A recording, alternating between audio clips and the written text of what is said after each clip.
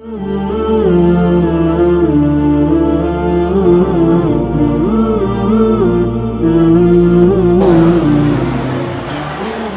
dalam yang pertama dalam zuriat, alam zuriat dalam alam kandungan pernah berjanji kepada Allah. Alastum bi rabbikum, adakah aku merupakan Tuhanmu? Jawab ini bala atau bala syahidna menurut dalam tafsir. Jadi di sini disampaikan bahwa bahkan sebahagian pada watayan mandum jauh, yang kafir juga jauh, yang Islam juga jauh. Bala, kamu mandum mengakiran pada Tuhan. Dalam kitab tafsir Jalalainnya disampaikan bahwa dalam syarah haji, hasyiah haji yaitu hasyiah sawi disampaikan bahwa jauh balanya ada dua macam kelompok manusia. Nah, yang jauh balanya terpaksa. Artinya dia merasa takut kan ikhlas karena Allah. Itulah merupakan kafir.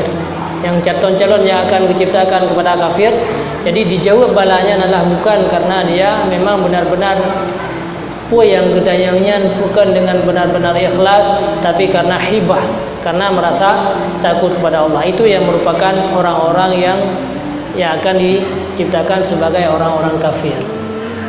Maka urangnya tanya, kadang-kadang memang manusia semua ada dosanya berkaitan dengan pertanyaan yang ketiga. Sehingga ulun jawab yang pertama dengan yang ketiga. Jadi orang-orang yang berdosa semua katanya selaku hamba Allah mandumna dosa. Makanya Rasulullah sampaikan at-taibu min dzambin kama la dzambala. Orang-orang yang bertobat itu bagaikan orang yang tidak berdosa. Jadi orang yang baik itu bukan orang yang tidak berdosa, karena tidak ada manusia yang tidak berdosa.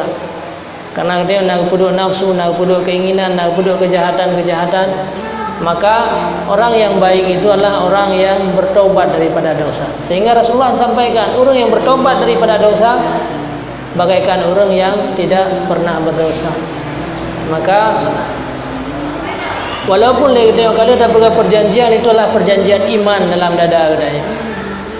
Jadi perjanjian iman dalam dada katanya memang dia patuh dan tunduk kepada Allah. Ternyata wadesaan uronyo katanya hanali tunduk, maka akhir kehidupan katanya untuk kibat.